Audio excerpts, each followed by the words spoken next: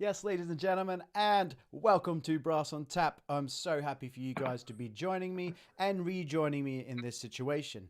Um, if you please head over to YouTube, check out all my previous episodes from 1 to 6. I've got some incredible people there. Just go onto the playlist section and they'll be all listed straight down, all there, all the way from Mike Lovett to last week's one of Mark Nightingale. Please go check it out. These guys are just absolute legends who have so much information that you can take away and use as inspiration for yourself.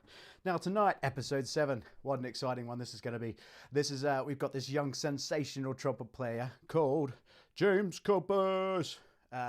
He's an absolute legend. Let me just give you a quick reminder of what we could be in order for. Here we go. Here's him just practicing.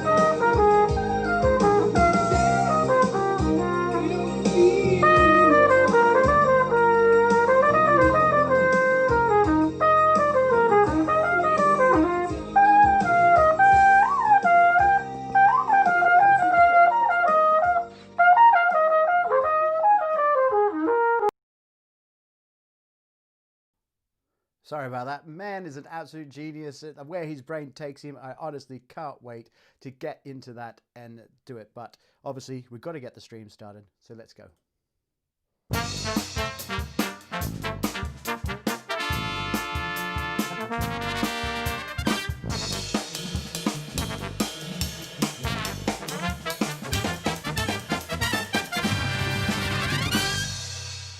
Yes, ladies and gentlemen, episode 7 with James Copus. So, hello, okay. James, we're going to get you on. How you doing, buddy? Hey, man. How's it going? Thanks so much for coming and joining in the chat and just, I don't know, sharing your wisdom. Mate, thank you very much for having me on. It's a pleasure. It's an absolute inspiration to just watch you. I mean, I've been in the country since 2007 and watch you grow. I used to remember when you and Louis Dowsler used to do trumpet cam. And yeah, man, you were so young, and I mean, I remember recognizing you then, and then seeing you blossom into the player you are, and it's an absolute incredible to watch, mate, especially when you're so open and sharing all your practice that you do. I'm just working on this, and it just opens up another level in people's brains. But we'll get onto that. Let's start with how I usually start these things. So, how has this year treated you so far? Whew. Well, I don't know. I mean, yeah, it's not been the best year, obviously for a certain reason. Yeah. But I don't know, to be honest. Looking back so far, I managed to get some stuff done. It's really I'm finding it. You go through stages of finding it hard to keep inspired, motivated and keep shedding and stuff like that. But I don't know. I guess I've gone in patches with that, really. So, I have done, I recorded an EP. Yeah. So I was writing some, got some tunes together and we recorded that. I got that recorded. And I did, obviously, my album launch. Yeah. For the current album that's out. Obviously got it here as well. Good old Dusk. Oh, yeah, there it is. Thank you. Great. Get me out of the way. There we go. Dusk. Yeah. We'll get onto that later anyway. There it is in all its glory. And I don't know, really. So, there's been a couple of good things like that, but I am just really, like we all are, I guess, just missing the regular gigs and actually just seeing people and, all of it, really. I mean, as I've discovered doing these, you sort of, you sort of don't, you can work as much as you can yourself, but we all inspire each other, don't we? And if we feed off each Oh, other, man. and that's how we grow, isn't it? So yeah, Yeah, completely. I mean, it's interesting, talking about you seeing those videos with Louis and stuff from there's that embarrassing video of us doing like playing in the stone or something, I think. it is. Yeah, yeah. I've got quite a chubby face in it. But Yeah, but you're just a yeah, but baby, man, back in those days. How I old were know. you? You're probably like 17, 16, were you? What year was that? Which year was that? Oh, Did can't you- remember. no, okay. Yeah, it was a while But ago. I would have been about that, yeah. Yeah, Because that yeah. was before I moved to London and all of that Was it stuff. really? But yeah, yeah. But it's the same thing. I was just surrounded by people like Louis, Yeah. Tom Walsh, Oh, and just amazing trumpet players. yeah. And you And worked your way I would through come up Nigel every as well, didn't weekend. you? Yeah, exactly. Yeah, and Yeah. they were all there. That was such a amazing breeding ground for Yeah. incredible How was your time trumpet in players Nigel? at Was the it time. good? Yeah, really great. Yeah.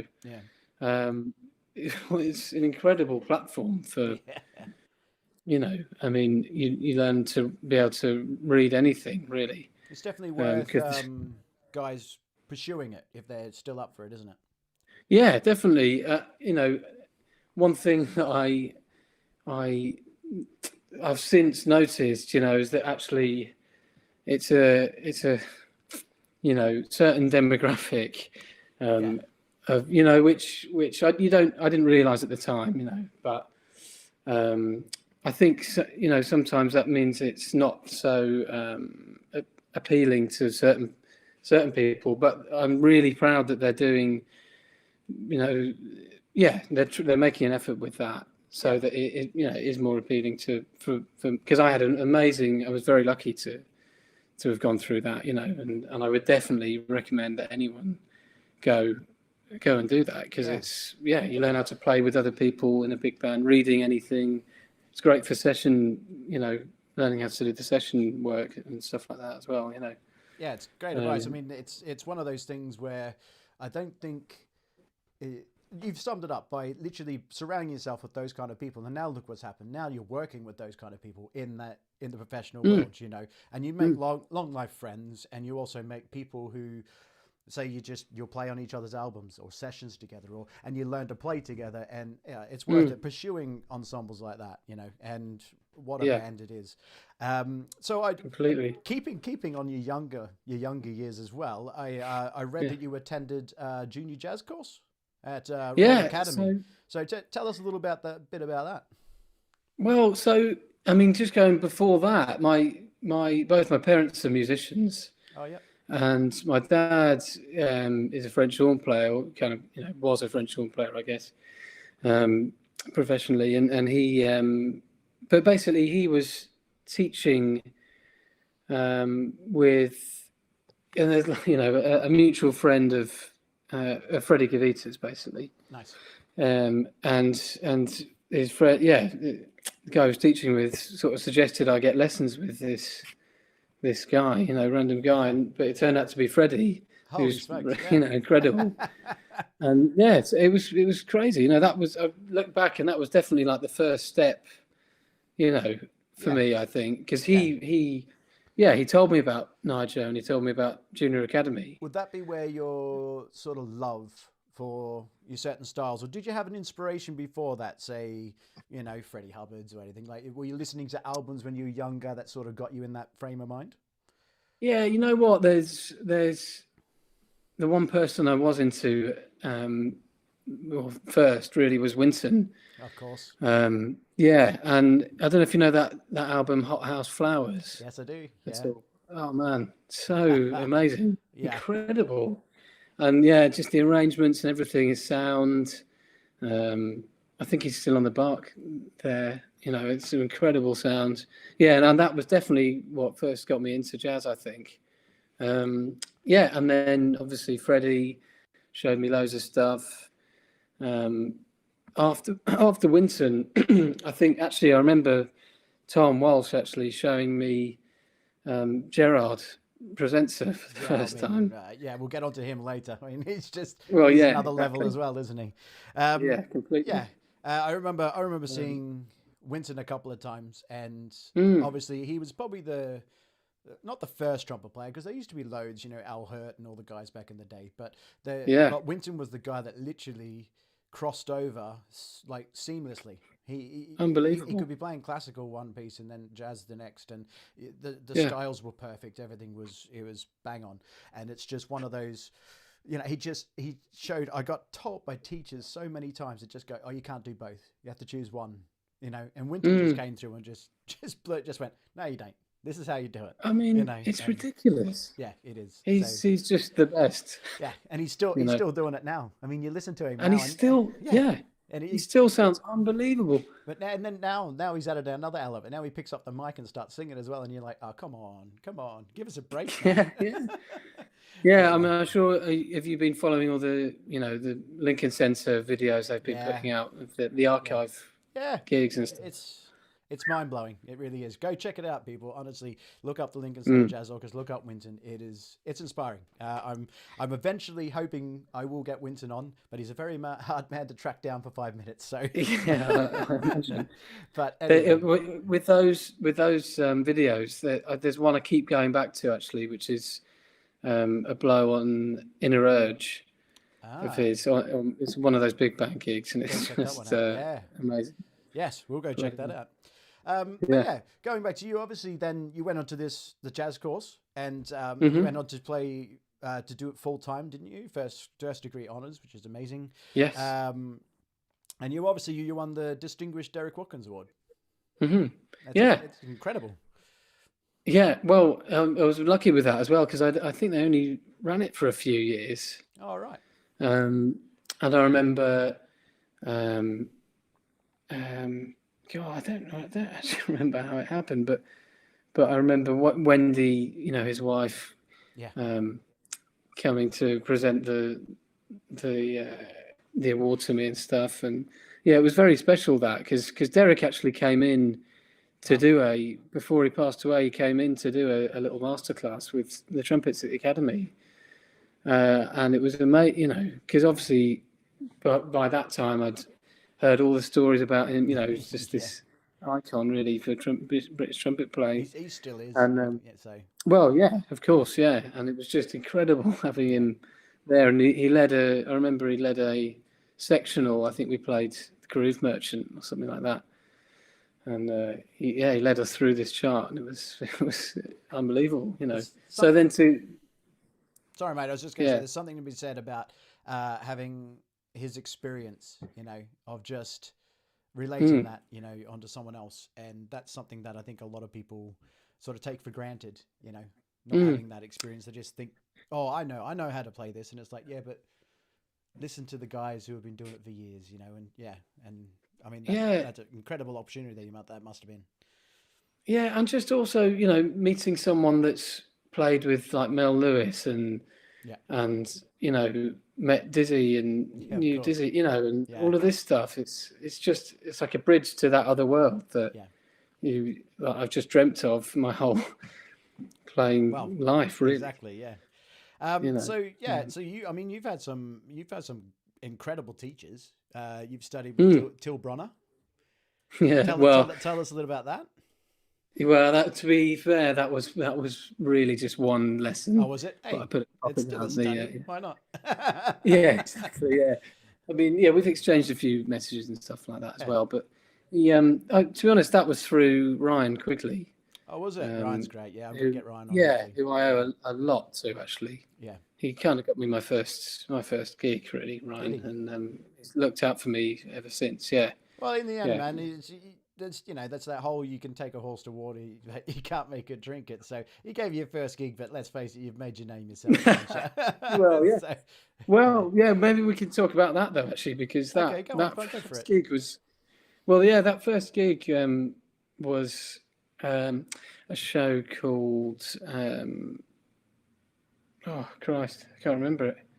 Good show then. But it was basically the sequel show to Riverdance, Oh, got and it. Yeah. and it was just and all the music was written by Brian Byrne, Ryan's friend, who's now I Yeah. think in LA Yeah. doing massive film scores and stuff, but he wrote it for Ryan, with Ryan in mind.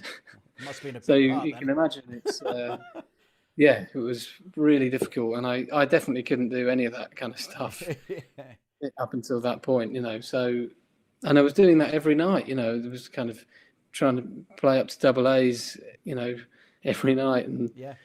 after that, I just had chops of steel, really, So Um, are you saying when you said, you couldn't, at the time you couldn't do that, like, what you can do now, which is obviously we're always growing. So how did you combat that? Was it just brutal, just, I'll do it, do it, do it? Or did you go through certain exercises and everything, preparing yourself for it?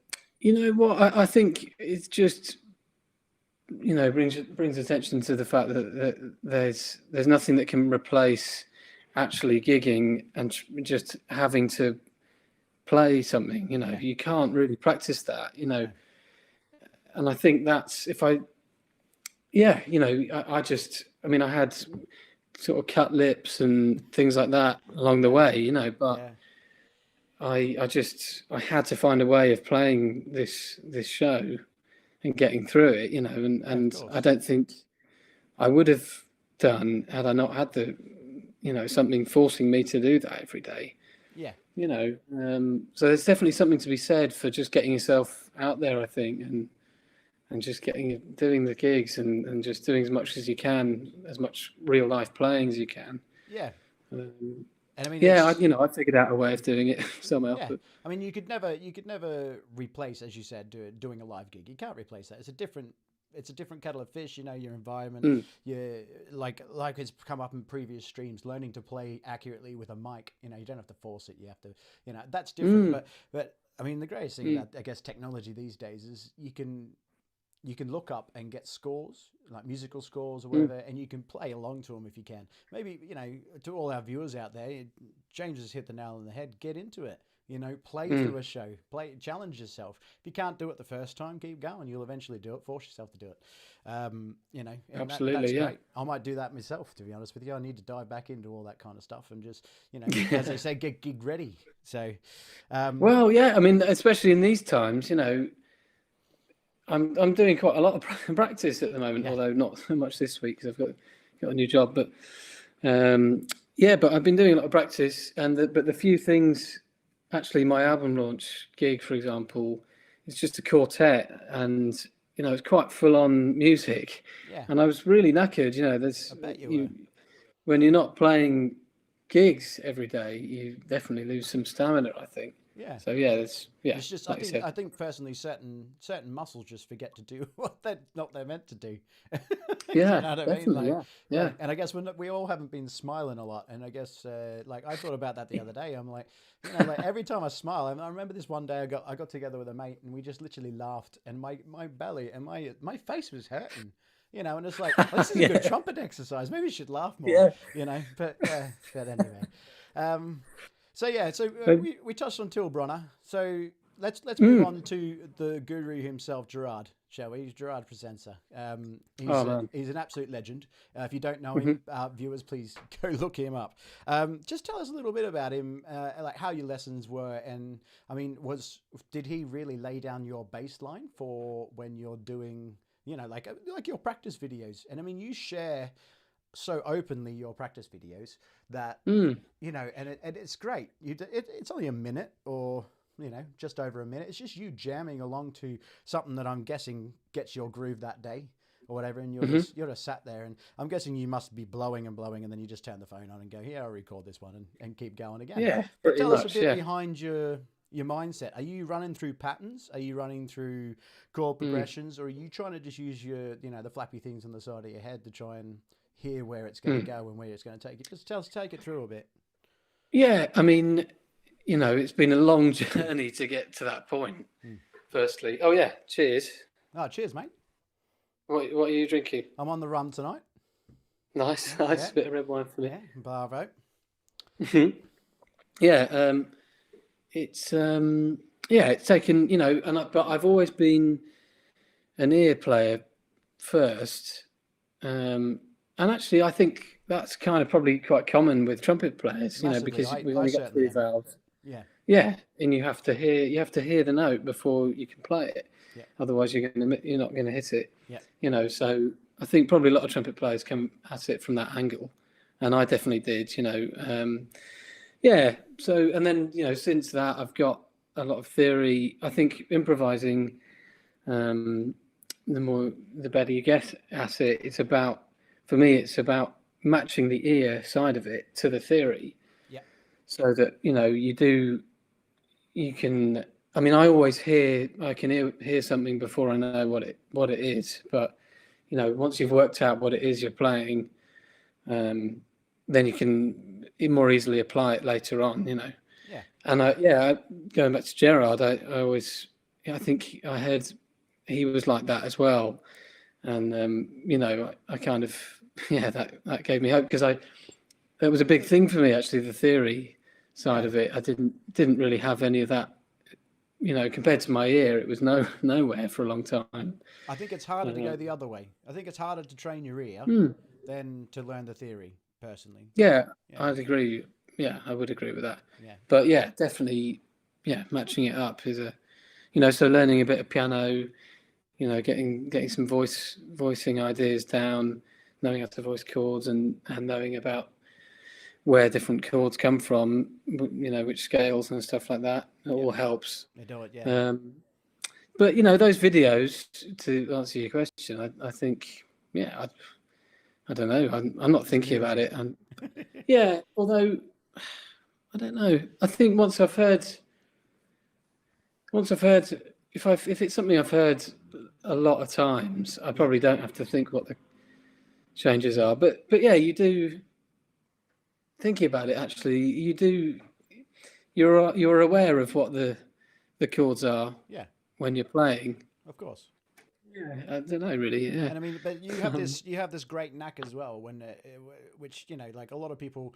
Some people like me sometimes, when I'm thinking about, and I'm like, okay, this is what I'm going to do. I'm going to do that. I'm going to do that, and then I'm going to peak here. Then I'm going to do that, and then I start playing, and it all just goes out the window. And where you have, you have this knack where you sort of almost peak in the right spot, and it might be by chance, or maybe you just you react, or has that just taken time to figure out, or like?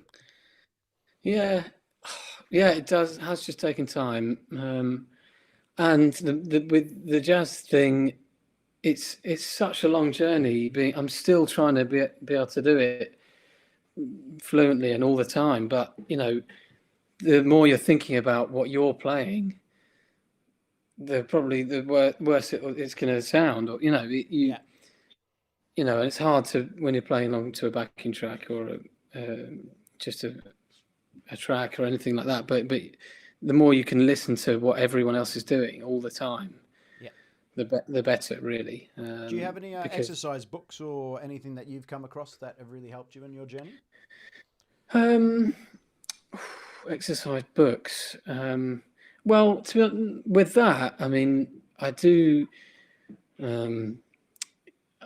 try and do exercises where I play across the bar line. I'll try and play something, that's phrased in 4, but play it in triplets, so that you're. I wish I could play and just show you. Get your trumpet if you got it there, mate. You know what? I can't play at this time, and annoyingly. Of course, it's late night. Yeah, we'll have to do it next stream we do. We'll do an afternoon one on a weekend or something. Yeah, well, I'd love to. Yeah, I'd love to do that. We'll do some playing. Yeah. But and this is something Gerard talks about as well, actually. Yeah. But just playing across the bar line, basically. Yeah.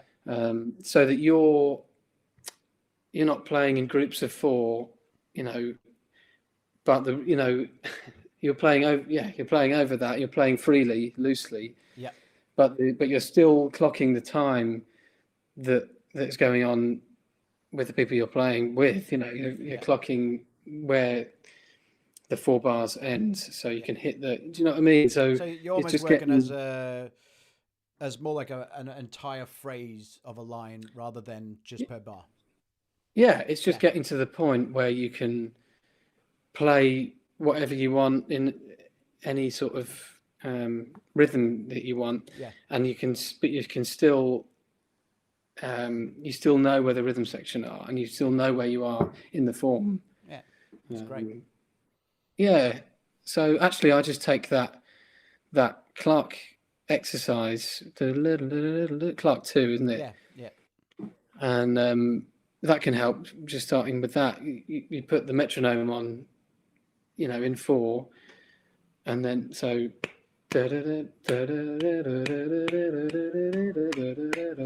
and then you go, yeah, yeah. and then being able to play in triplets and then go into quavers, it helps you be able to play Yeah, a lot that's freer. awesome.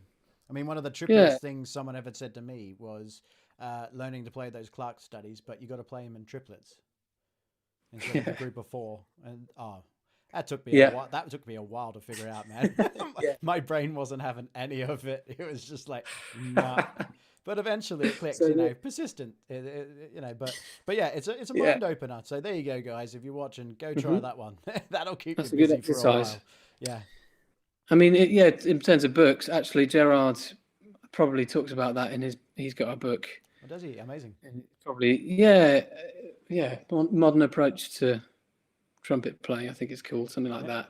And it'll be in there, that specific exercise. I don't know, book wise, I've never really done it by the book though. Yeah.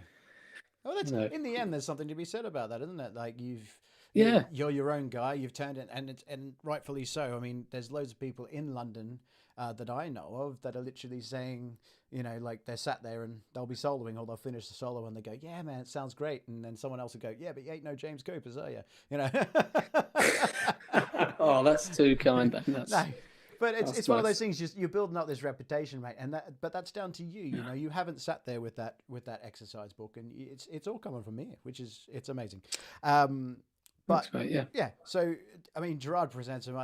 We've just touched on that man, and and I'm gonna get him on this stream, and we're gonna chat to him and dive Great. into his because he's just. I've been watching some of his videos he's been doing. I think he was rebuilding his chops or doing something at one point so he could do something else.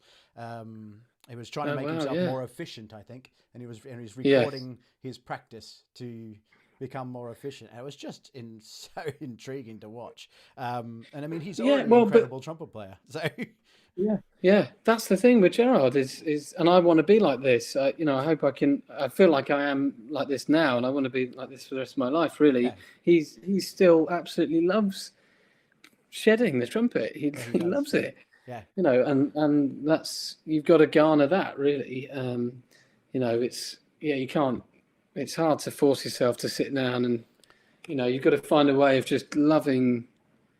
yeah. Getting better, I guess, You've got to and find that's that what he. inspiration, don't you? Definitely. Yeah. Yeah. And I mean, and I think that's very as we cool. yeah, as we touched on earlier, we all inspire each other. So I think what you're doing and sharing your stuff is great, dude. It really is. Thanks, mate. Yeah. So yeah, so okay, we've moved on to a Mm. bit of that.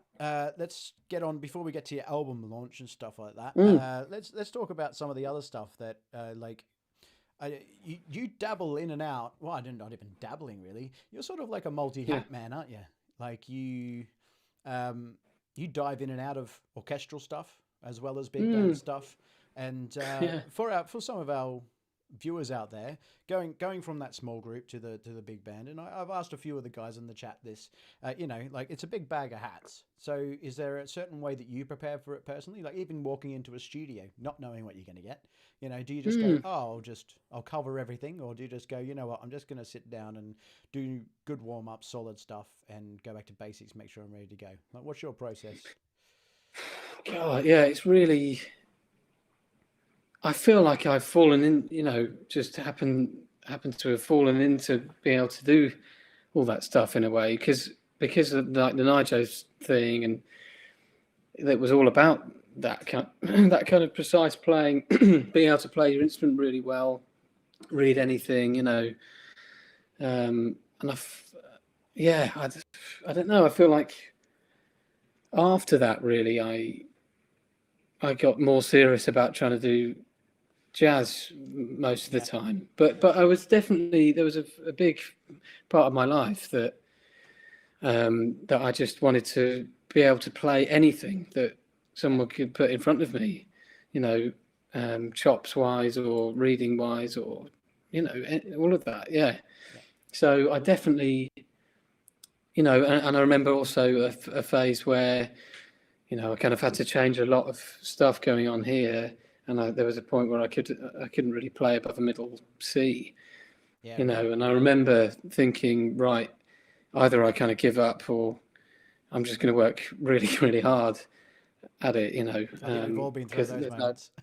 yeah, yeah, yeah, exactly, yeah. Yeah. Most trumpet players probably have, you know, but I remember thinking, there's no point if I'm not going to be, yeah, really good, I guess.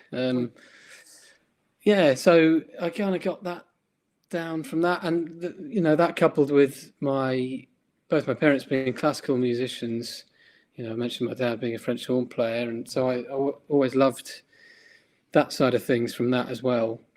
And I just love. I don't think I could fit into an orchestra as well as, it's the you beard, know, mate. It's the beard.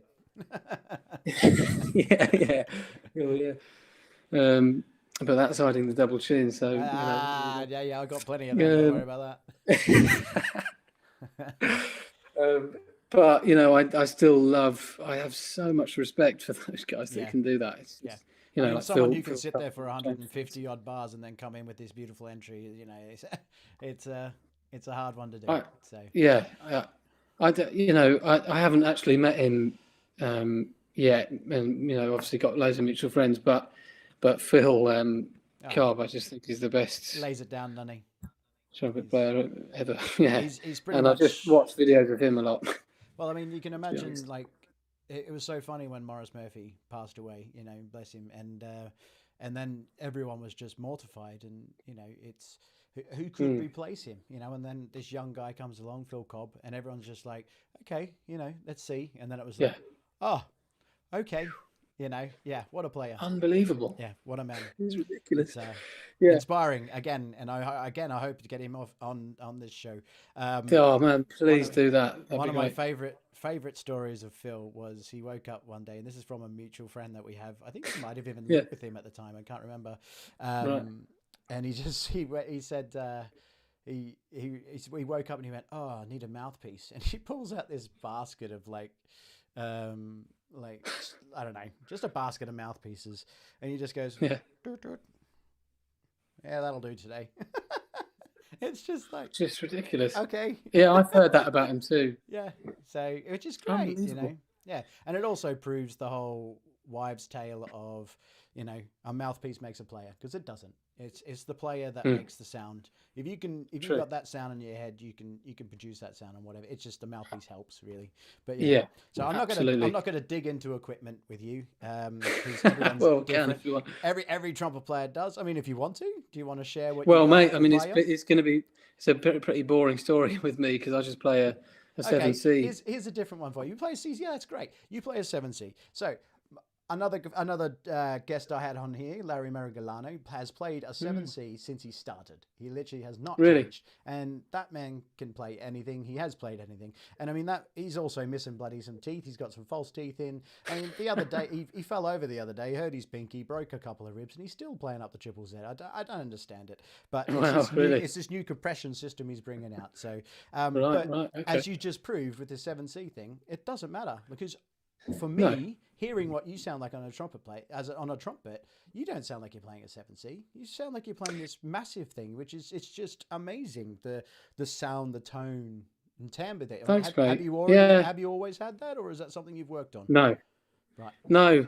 I don't think maybe I did at the start, and then I had these chops problems, and for a long time I was really unhappy with my sound actually. Yeah, and I tried loads of different mouthpieces, and maybe we could get onto the Bill Adam thing, you know, because Oh yeah. Well, that's what I before we get on have there, done let me a just lot. play this because you definitely Mm. don't have any chop problems anymore. Listen to this, people.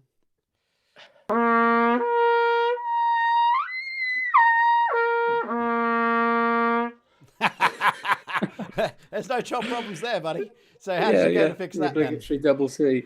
Well, I mean, it has to be Yeah, that. It's more. It's almost like, you know, like you're this jazz guru, like improvisation, loving it, this and that, and then just like, hang on a minute, I'm just gonna put a video up of, you know, just I'll play a casual 3 octaves, you know, no movement in the tops, you know. It was just when that came out, I was just like, you bastard. but for our watches, like obviously for you it'd be great, you're obviously just like seeing how casual for you for you recording that. I bet you got a lot of benefit out of watching yourself do that as well as the other way around. Yeah, And that is something to be proven. But I just yeah, that's the sorry other to change benefit. topic, but sort of go into how you had this chop problem. How did you go about fixing it? Because obviously you're so casual Yeah, now about it. well, I was having lessons actually with Mike Lovett at the time. Oh yeah, amazing. Who helped me with it, and I was having lessons with him before academy even actually.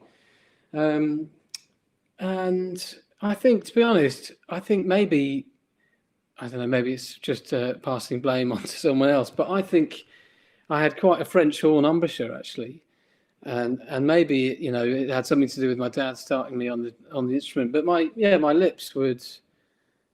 top lip would go over quite a lot to go higher, and Sort of I'd pull moving along down. like Yeah, chin raising in a way. exactly. Yeah. Yeah, and it would just cut out at a certain point, which wasn't very high. It wasn't very high, a very high point either. Well, you sort of lose your base to buzz on, don't you? It's like that platform. Yeah, and if it goes, then you got nothing to buzz on.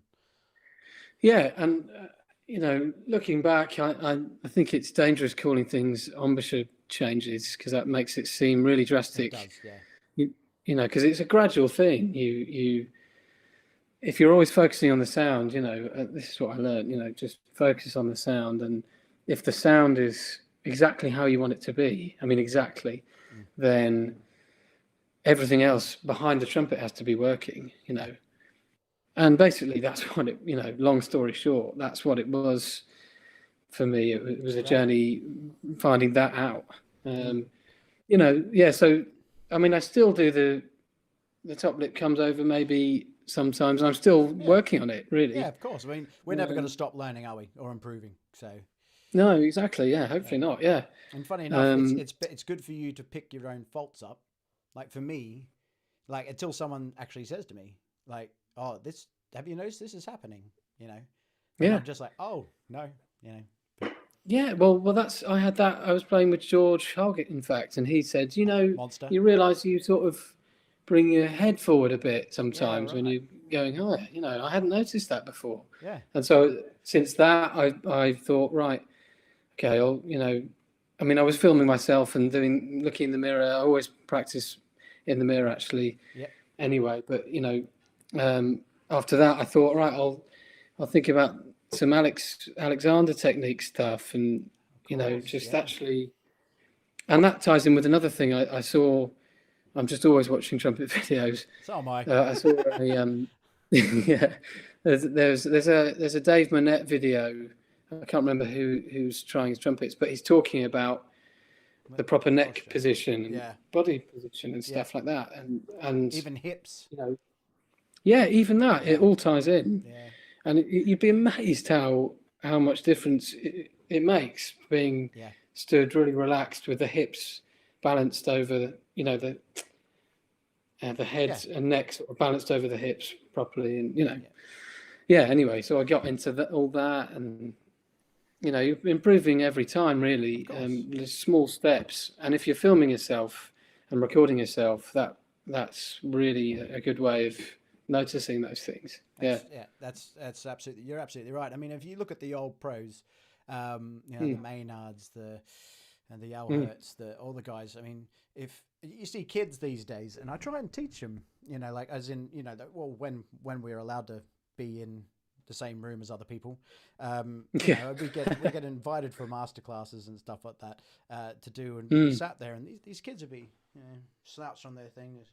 And it's just like, and they play the way they look, it's just, and then all of a sudden just get them to sit up, open their chest up, and then it's like, holy smokes, now listen to you, but it's just something that gotta constantly remind ourselves as pros or semi-pros or amateurs or whatever it is, just do kind by yourself, treat yourself properly, and you'll play better, Absolutely, yeah. And I think it really helps to try and be humble with it, and try and learn something off everyone. Yeah, massively.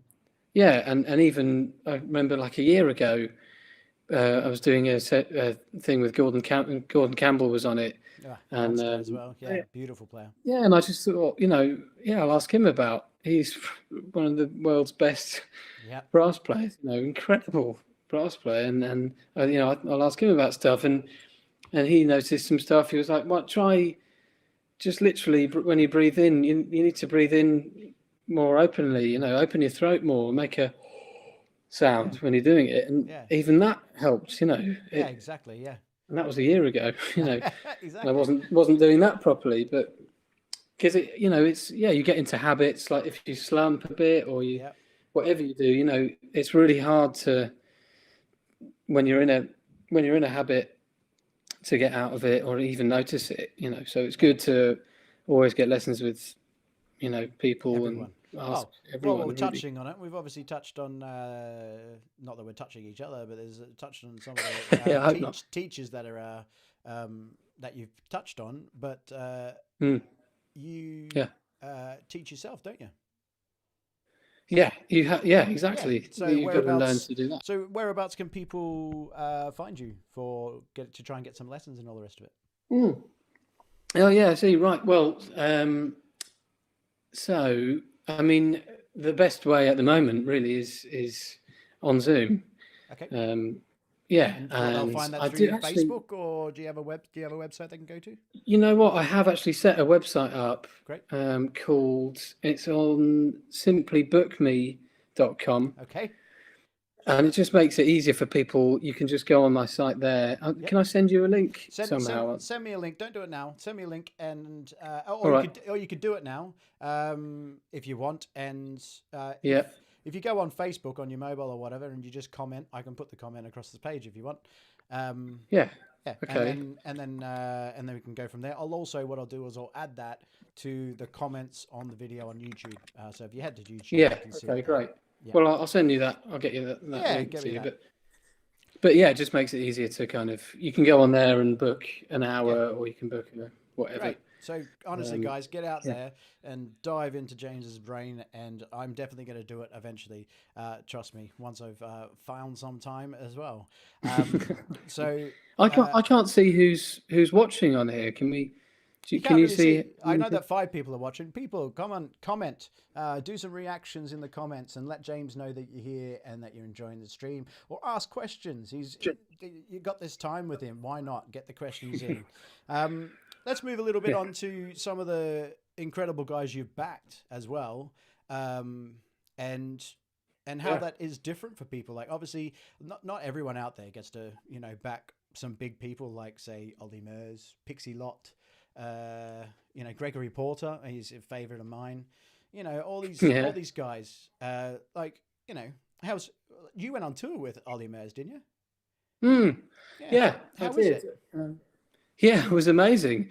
It was amazing going from playing jazz gigs to being on this stadium tour. We did Wembley Stadium, and it was like 80,000 people there.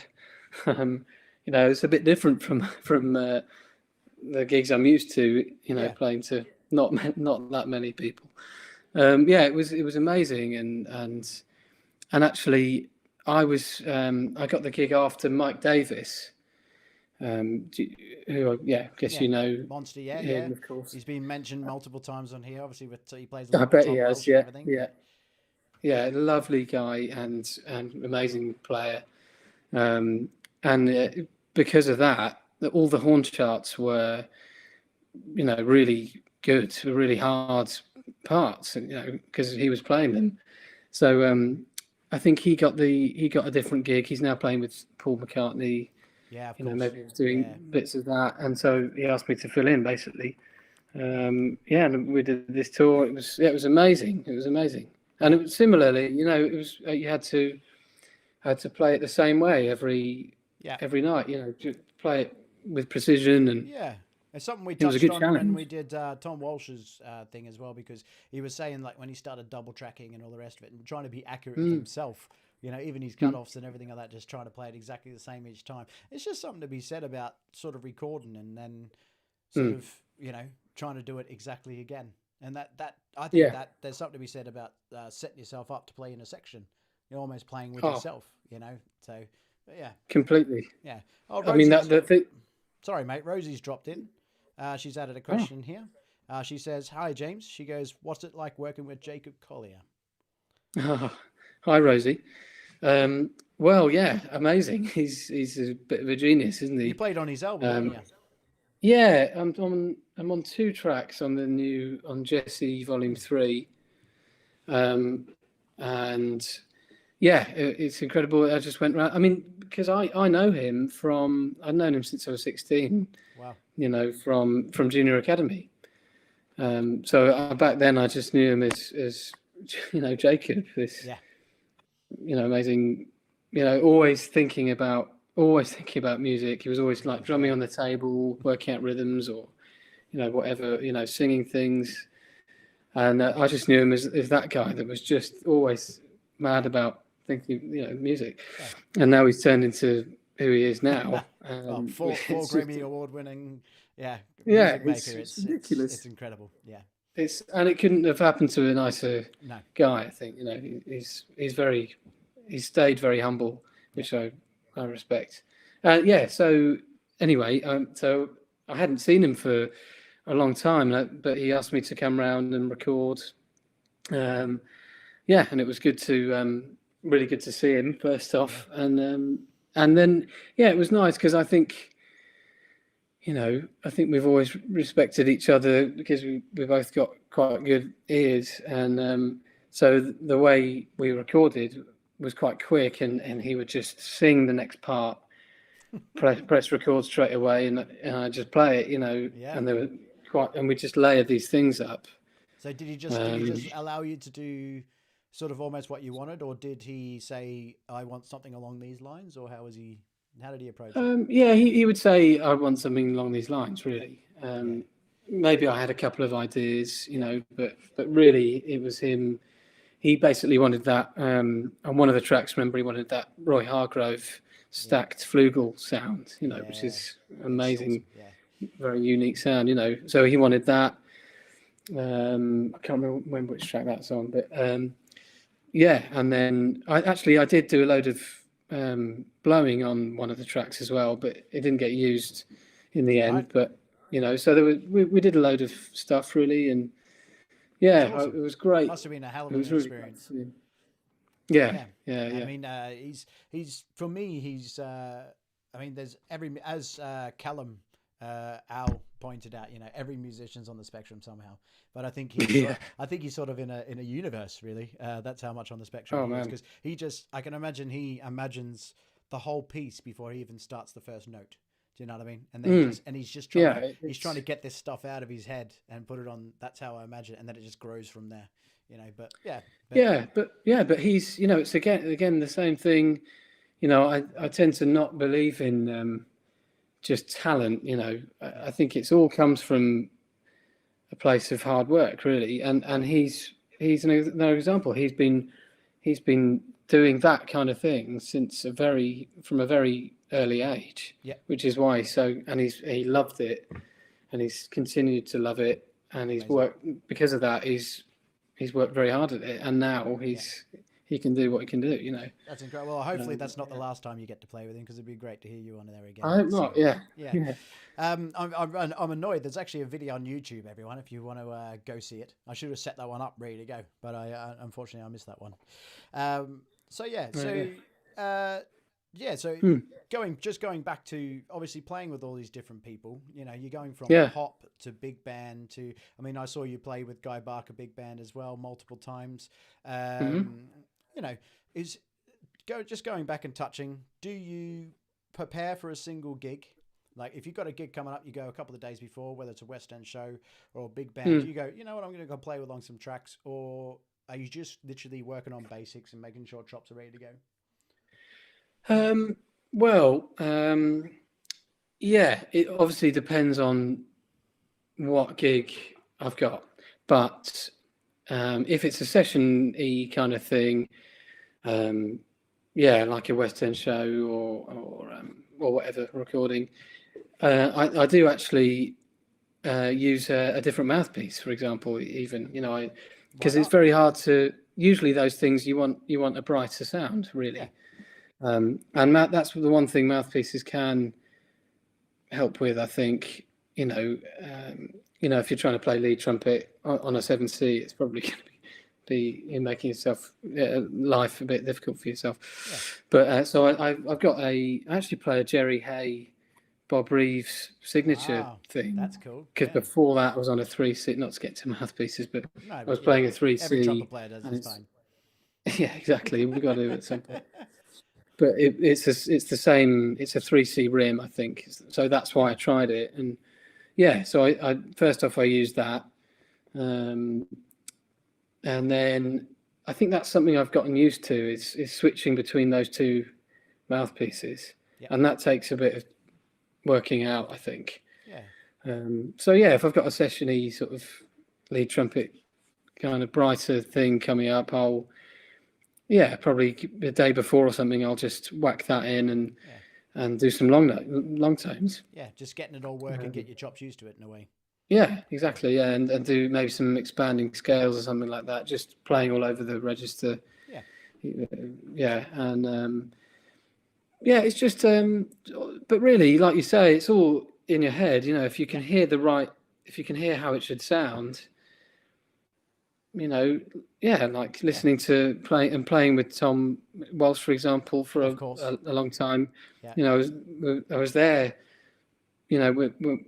working out how to play, how to record, play precisely. I was there for the whole process with him and working it out myself. So, I just have that sound in my head, I guess, of, when I'm sat there playing in a section. Oh, right, I need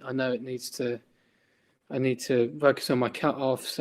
Everything needs to be straight down the middle, no inflections. Yeah.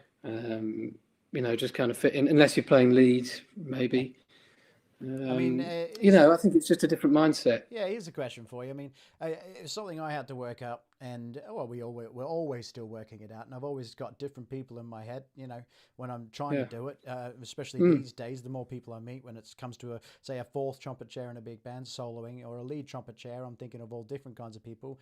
That whole, how would this person do it? How would this person phrase that? You got to think that in your head. How would because let's face it, as human beings, we sort of almost expect things to sound a certain way because we've heard them before, or or we're like, oh, this person, he's going to cut off, or he's going to shake, or he's going to doit, or it's people expect it, and then when they don't, they go, oh, he didn't do it. You know what I mean? But do you it happens, man. But how say you get booked for a chair, and you most of the time, I don't know whether you know what chair you're playing. Some gigs you rock up and you're lucky if you're first because you can just pick what chair you're going to be on. But true. So do you have certain people in your head when you're playing different spots, or completely? Yeah. So who would say would be inspirational for you, say throughout, say just a big band trumpet section? Who would you be thinking of for each chair? A big band. Well, yeah. I mean. Again, it depends on the chart, really. Yeah. If it's a proper swinger, someone like Snooky Young. Yeah, can't go past him. You can't. I think he's the most swinging lead trumpet player. Really for that kind of thing. If it's a horn section thing, to be honest, probably probably Walsh is so good at that. Yeah. That's definitely in my head. Or Jerry, Wayne. Of course, yeah, all the big boys. Yeah. And that, but that extends to, playing jazz and playing whatever, really. I mean, jazz is a different one.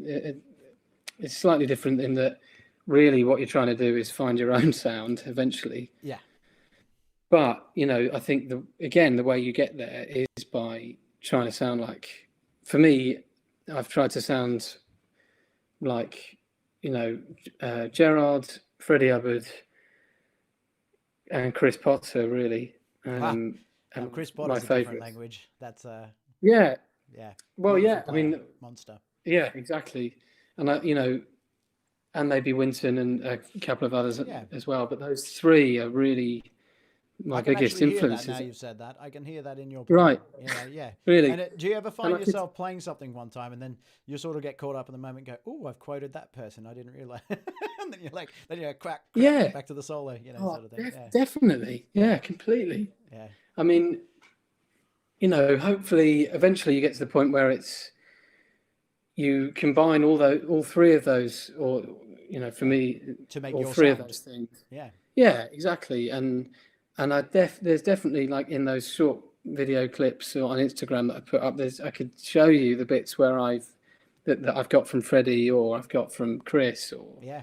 absolutely, It'd be I could amazing tell to you exactly. see like where your inspiration comes from behind some of them. When you put them up and you're just Mm, like, oh, this sort of came from from me listening to this person, and you do put it in some of the comments. Sometimes you list it as just getting into this now. It's really yeah. evident. And it really is. It's awesome. Mm, But obviously yeah. you Thanks, touched a mate. little bit on your quintets and stuff like that. So like it's we've already been going for an hour, so I won't keep you too much longer. But we've obviously got to get onto your album, mate. But before we Yes. quickly do that, you travel a lot and do a lot of playing with Alex Hitchcock as well, don't you? In his Oh, quintet. yeah. Yeah. So I mean Yes. that's awesome. Did you want to tell us a little about that? Yeah, absolutely. So he's another guy I met at the academy, um, and yeah, he just got his quintet together. Actually, he got it together for his final. Yeah, and he just got the group together, and it was, it's a nice. We did loads of. I think we did 2, maybe 3 tours, and in between that, a load of gigs. So Yeah. we played together a lot, and we did an album and all of that, and actually, yeah, he's just a good friend of mine, really, and, And and what's the we album called? So if people want to look it up. it's called All Good Things. All good things. That Awesome. album. Yeah, and we did that. Oh, that was a couple of years ago, I think. Now, maybe 2018, 2017.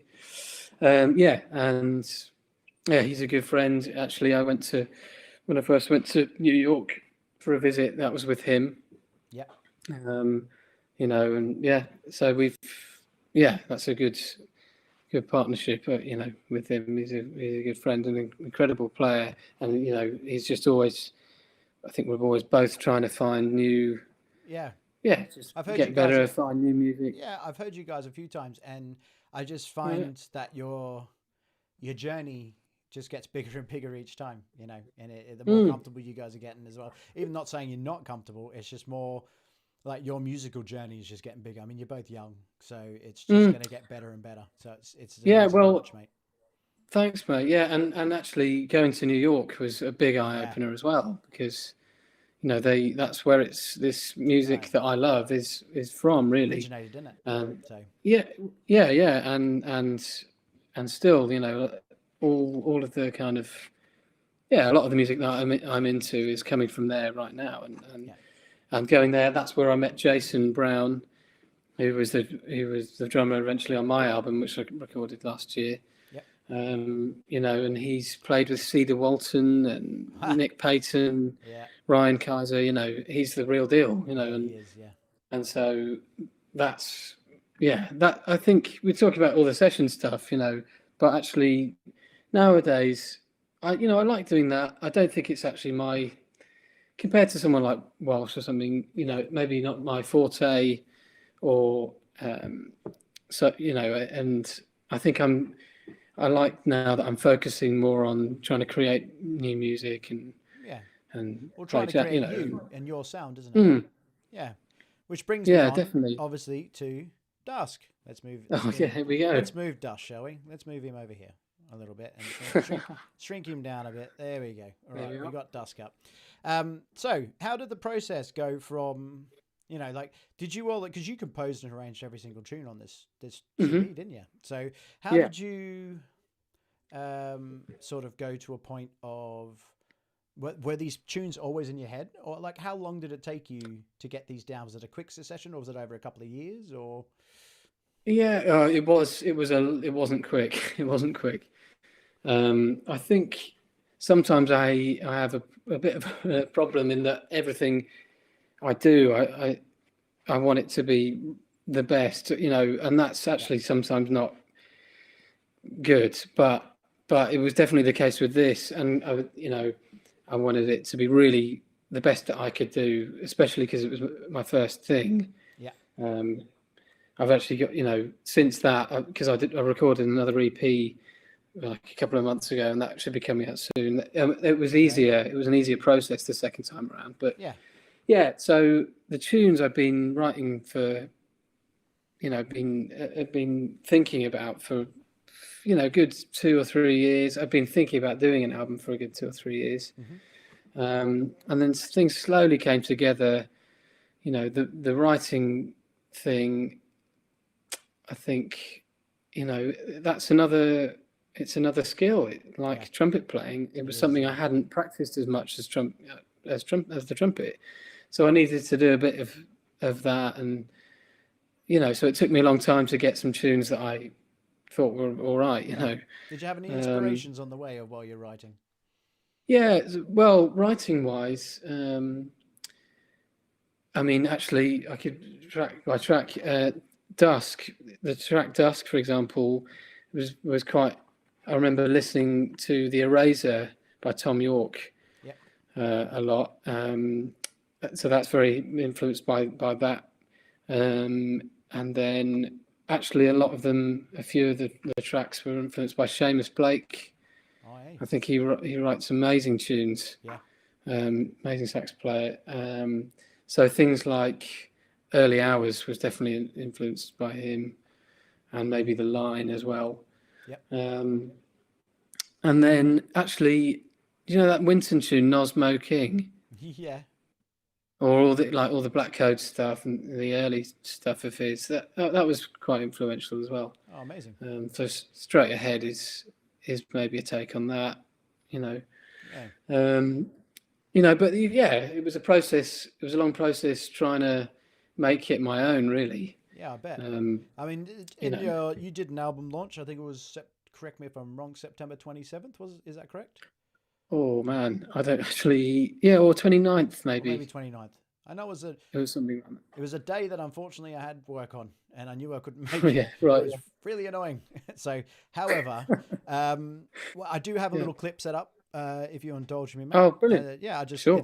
It's you had some high octane stuff that I'm lucky enough to be friends with a lot of your friends. So all the posts went up that night, so it was great. It's like I was there. Some of your high octane was crazy stuff, but this clip really got me. It's beautiful, and afterwards, let's just chat. Did this come from? Did this evolve on the gig, or was this exactly how you wanted it to be? But let's have a listen first.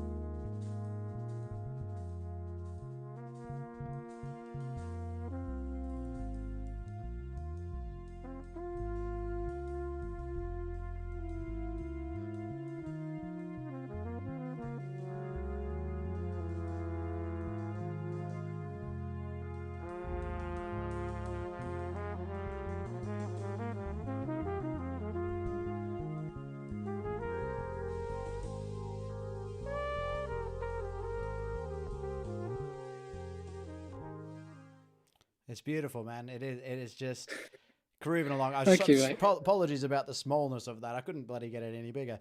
But no. In the end, we're listening. We're not watching. So, but yeah, it was stunning. Did that all happen on the night, or was that something sort of like, I got this in my mind. This is where I want to go with it, and the band sort of know, or did the chords just start and then the creation happen? Yeah, I mean that section of the piece is all.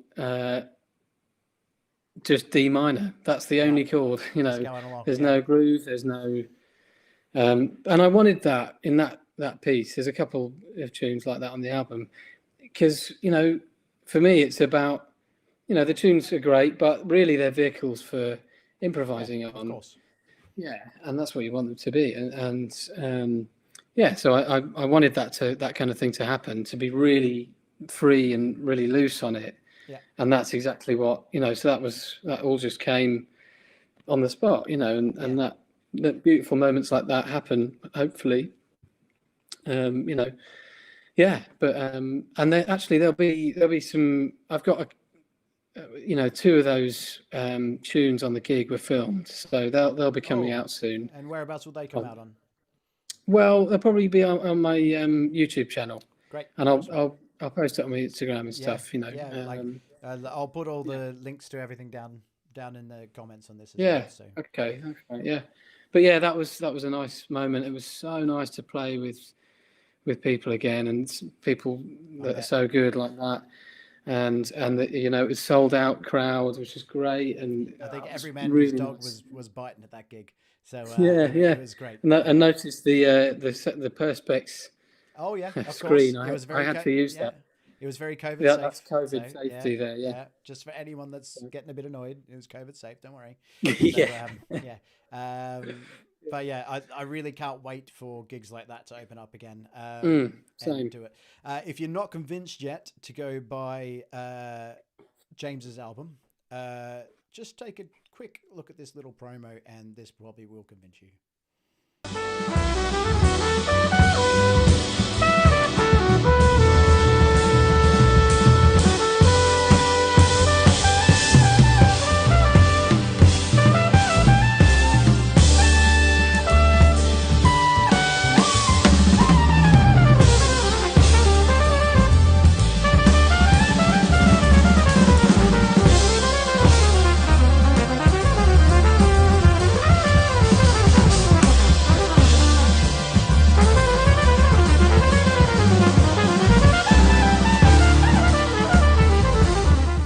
Yeah, man. I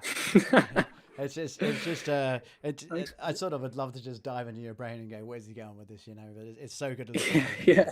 I had it on as soon as it came out. I had it on repeat for a while. It was great. Oh, thanks, mate. That means a lot. I encourage everyone to go out and buy his album. Honestly, do it. It will be an eye opener and a brain opener for you. It's a beautiful, beautiful, beautiful album.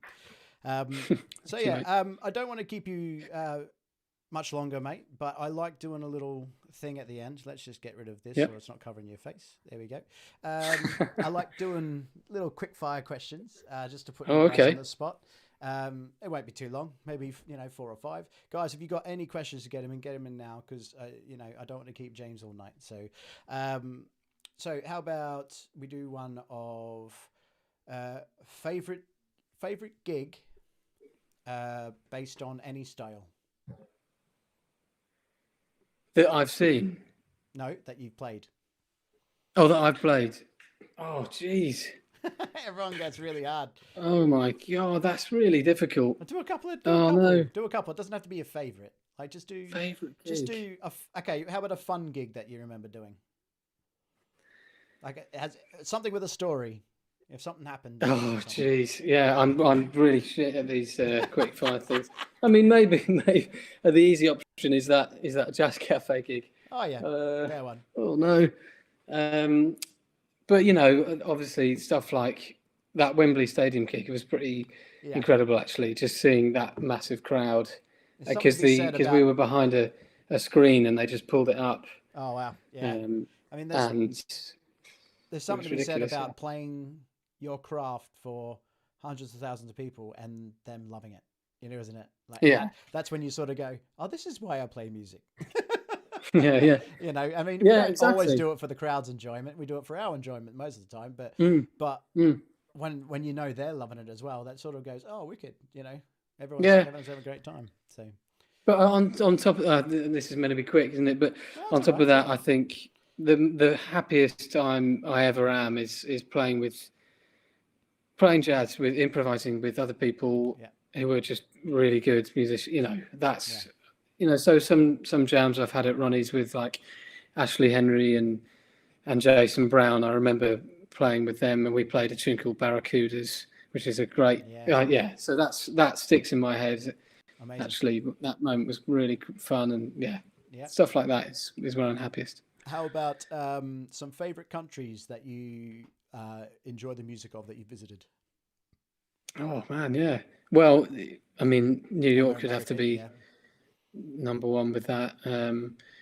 Enjoy the music of, you know, actually, there's a lot of great stuff going on in Europe. I love I love a lot of um, Brazilian Oh music yeah, actually as well. nice. I haven't been. I'd love to go there, and like Cuba and places like that. Go Cuba. I'd love to go. Yeah, Maybe, I yeah, one managed. I day. managed to get to Cuba one time, and it's one of the most cultural experiences I've ever seen in my life. It is, Oh, especially for music, it's incredible. beautiful. So Yeah. the people over there are beautiful as well. Mm, Okay, I just had yeah. one on my head, and it just went. What about the funniest story you've had on a gig? Funniest moment? Jeez. Forgotten a mouthpiece? Oh Anything? no. Oh man. Okay, hang on. If you can't Oh think of one, no, it's put me on fine. the spot. Funny story. Oh mate, this. No, I'm really stumped here. Don't worry about it. We'll have to move on. What about we move on Sorry. for um, if you could only take one trumpet exercise book with you or trumpet book with you, what would it be? You know what? Probably some. I've got a book called 20 Bark. I think they're 20 Bark etudes or something. No, it wouldn't be etudes, but it's a book full of Bach stuff Yeah, written for trumpet, and it's really difficult. So I'd probably take that. You know, amazing. yeah, Yeah, oh, really that's well. awesome. Yeah. Uh, yeah, you know what? We'll leave it there. I don't want to stump you anymore. Sorry about the funny story. Shit, That's happened, mate. You'll think of one I now. should have As soon as we prepared go, that. you'll think of one. So, Yeah, I know. Yeah. yeah. But anyway, James, it's been an absolute pleasure chatting to you, mate. As I said, I don't Yeah, want to you keep you all too. night long. For everyone out there watching or rewatching the channel, obviously don't forget to subscribe and notify or like on the page, or else you'll miss all my next guests, and you might have missed this one. So make sure you do. Go check out James's Instagram. I'm guessing that's open. If not, he might be not kind enough to accept you. Go check It out is, his yeah. Facebook page. Go check out his YouTube channel. Honestly, everything he puts up is super inspiring. Yeah, I can't say any more than that. And go buy his album. I'm guessing your album's available on all the platforms, James, iTunes, Yeah, everything. Yeah, absolutely. Yeah, amazing. Spotify, Yeah, iTunes. Yeah, obviously go through iTunes are better because yeah, make yeah. sure you Or get paid. Bandcamp, even Or better than Bandcamp. that. Go through Bandcamp and get it if you want to listen to it, and then at least James get some stuff to keep him going through the lockdown, and also your ears get that pleasure of his music as well. So make sure you're paying back for that. So it's been an absolute pleasure, James. Thanks so Thank you much. so much, mate. Everyone else, you stay safe in the practice room, and I'll catch you next week. Absolutely love your work. Take care, everyone. Legend. Cheers, mate.